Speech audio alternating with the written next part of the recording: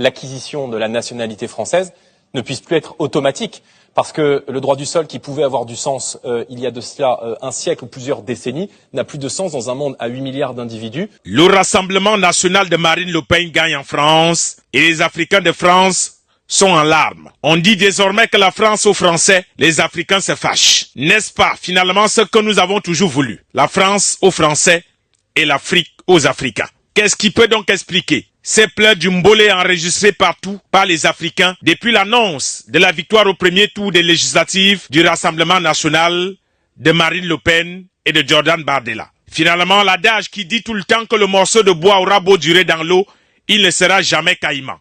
Oui, on a beau être en France, parler comme les Français, mais on ne sera jamais français plus que les Français. Il est donc temps qu'on le rappelle à tous nos frères africains qui se perdent très souvent en conjecture. L'heure est grave pour nos amis et nos frères qui avaient plié nos bagages, nous narguant à travers les vols Air France qui peut-être, s'ils n'ont pas de chance, connaîtront bientôt des billets retour par bateau dans leurs pays respectifs.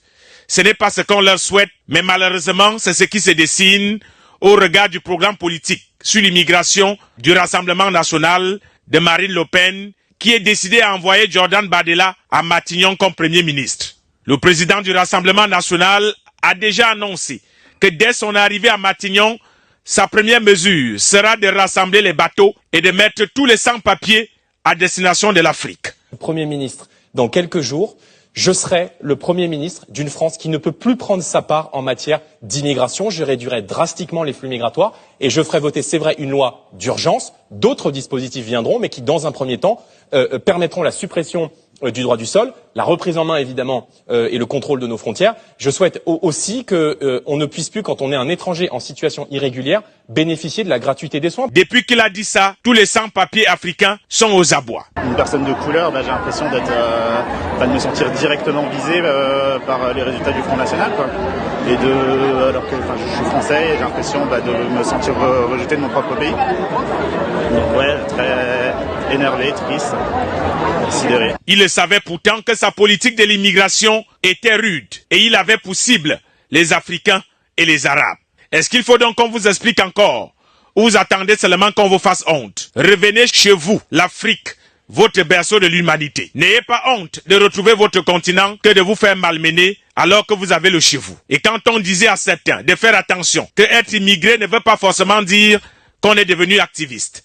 Eux qui ont passé le temps à jeter l'anathème sur les dirigeants de leur pays d'origine. Tous les jours, on vous parle que la France est un pays de l'Europe de l'Ouest et elle restera ainsi. On vous a dit d'aller faire des études, d'apprendre des métiers, de nous ramener la technologie pour venir aider vos pays. Voilà donc que les pleurs du mbolé ont commencé depuis hier. Nos réseaux sociaux souffrent. La victoire du Rassemblement national au premier tour laisse beaucoup d'Africains dans la désolation. Ils se sentent en danger. Mais la question qui vient toute seule, mais de quel danger parlez-vous? Alors quand on vous disait, ne devenez pas des pourfendeurs des régimes de vos pays respectifs, vous direz donc quoi maintenant? Voilà Marine Le Pen qui arrive avec ses bateaux. Macron a fait de son mieux, mais cette fois, il ne pourra rien pour vous. Quand vous serez dans des bateaux, en chemin de retour dans votre belle Afrique, ne pleurez pas. Dites-vous seulement que c'est la délivrance. Nous-mêmes, nous ne sommes pas contents de vous revoir.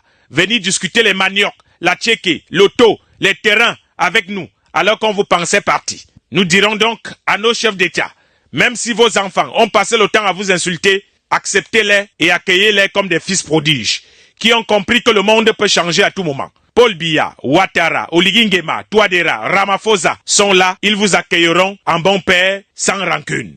Et quand on dit tout le temps que les vieux voient étant assis ce que les jeunes ne peuvent voir même étant debout. À peine à Matignon, ils vont charger les bateaux à Avignon et chacun ramassera ses pantalons et comme un peloton pour retrouver des bateaux et vous serez parqués dedans comme des saucissons. Tant pis pour ceux qui avaient déjà changé de tonalité, ceux qui ne savaient plus comment s'appelle leur quartier, ceux qui venaient avec des parfums de défunts pour nous offrir comme cadeau. Rassurez-vous, nous vous pardonnons. Si Paris ne veut plus de vous, Bamako, Ouagadougou, Libreville, Yaoundé, Abidjan, N'Djamena, Brazzaville ou encore Kinshasa voudront toujours de vous parce que vous êtes des enfants de l'Afrique et l'Afrique ne renie pas ses enfants.